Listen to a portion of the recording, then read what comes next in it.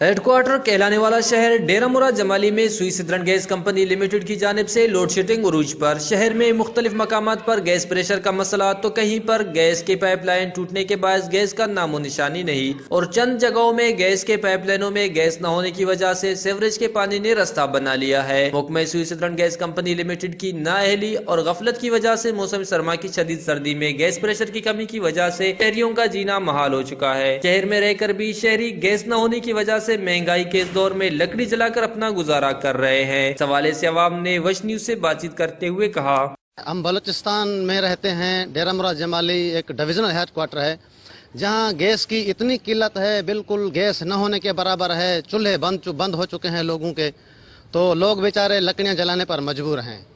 میں حکام بالا سے یہ پوچھنا چاہتا ہوں کہ اتنا بلوچستان کے عوام سے اتنی کیوں زیادتی ہو رہی ہے؟ گیس کے جو پرانے پائپ لائنیں ہیں وہ ساری پانی سے بھری ہوئی ہیں، گیس کے بجائے ان میں پانی آ رہا ہے۔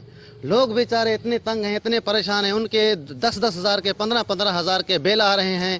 وہ بیچارے انتہائی مجبور ہیں کہ در در لے کے دفتروں کے چکر لگا رہے ہیں کہ ان کے بل ہمارے اتنے زیادہ آ رہے ہیں، گیس ہے اور نہ ہونے کے برابر ہے۔ تو لہٰذا یا تو اپنے میٹر کاٹ کے لے جائیں یا تو بلوچستان کے عوام کو کم از کم ریلیف دیں۔ جمالی میں گیس کا اہم مسئلہ رہا ہے، لاکھوں روپے ہزاروں روپے بل آتے ہیں، لیکن اس مہنگائی کے دور میں پھر بھی گیس نہ ہونے کی وجہ سے لوگ جو ہے لکڑیوں کا استعمال کرتے ہیں، گوبر کا استعمال کرتے ہیں۔